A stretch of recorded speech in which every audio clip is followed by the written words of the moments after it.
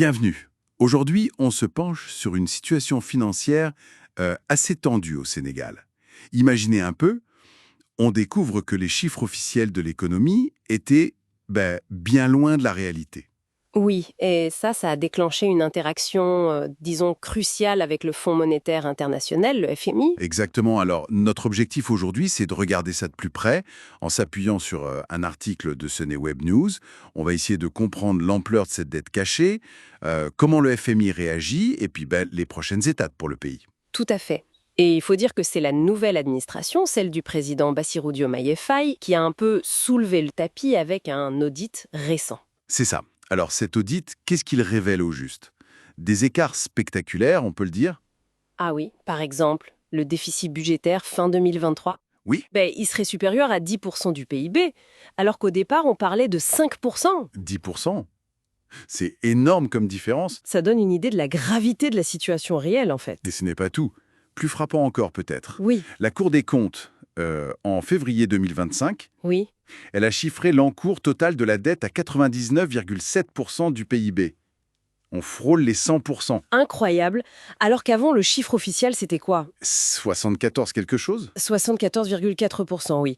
Donc l'écart, il est massif. Et la cause de tout ça, des prêts qui n'avaient pas été déclarés, c'est ça? Exactement. Des prêts cachés, estimés entre 7 et 13 milliards de dollars selon les sources. Et la conséquence immédiate, ça n'a pas traîné, j'imagine. Non, le FMI a suspendu une facilité de crédit de 1,8 milliard de dollars et elle avait été accordée en juin 2023, donc c'était tout récent. Ah oui, un coup dur. Ça montre bien que la confiance a été ébranlée, quoi. Effectivement, ça a mis le FMI en alerte. Cela dit, la directrice de la communication du FMO, Julie Kozak, a tenu à dire que l'institution restait étroitement engagée avec le Sénégal. Donc il ne claque pas la porte. Non, pas du tout. D'ailleurs, il y a eu une rencontre importante le 9 juillet 2025 à Washington. Ah oui? Entre qui? Entre le numéro 2 du FMI, Gita Gopinath, et le président Faye lui-même. D'accord. Et qu'est-ce qui en est ressorti? L'essentiel, c'est que le FMI maintient son soutien, mais, et c'est un grand mais, Oui, c'est conditionné aux efforts du Sénégal pour corriger ses erreurs de données. Il faut montrer patte blanche, en gros. logique. Et le Sénégal, le président Faye. Il a réaffirmé l'engagement de son gouvernement pour la transparence, pour les réformes. Donc c'est un dialogue, mais un dialogue exigeant qui s'est installé. On attend des actions concrètes des deux côtés. Concrètement alors, comment ça se traduit sur le terrain, ce dialogue? Eh bien, le FMI a reçu un premier inventaire de la dette. C'est le cabinet Forvis-Mazars qui l'a fait. D'accord. Et ils en pensent quoi au FMI pour l'instant? L'examen est en cours. Les premières analyses semblent dire que c'est globalement conforme aux attentes. Mais bon, c'est préliminaire, hein. La validation finale n'est pas encore là. Donc il y a encore des étapes. Quelle est la prochaine? Une étape clé, une mission technique du FMI doit se rendre à Dakar, peut-être fin août 2025. Une mission sur place.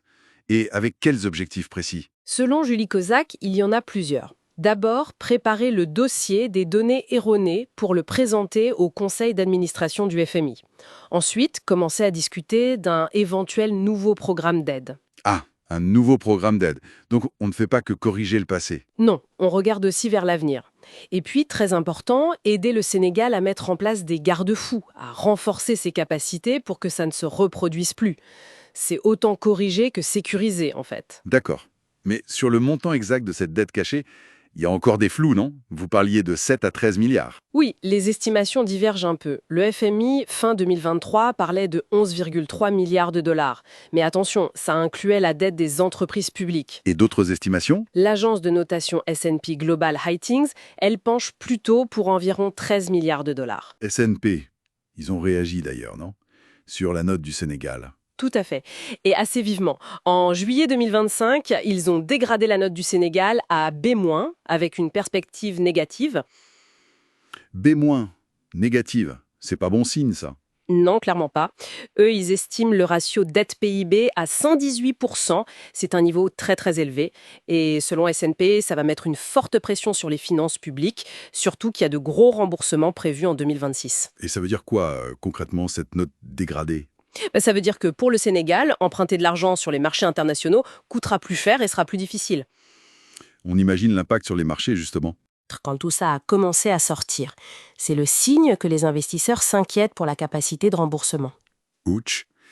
Mais il y a eu un petit rebond récemment, j'ai cru voir. Oui, un léger mieux en juillet 2025. C'est suite à l'annonce par Dakar qu'ils allaient recalculer la base de l'économie. Ça pourrait améliorer le ratio dette-PIB. Mais c'est un peu mécanique, quoi. Et le gouvernement, il fait quoi pour assurer à part ça?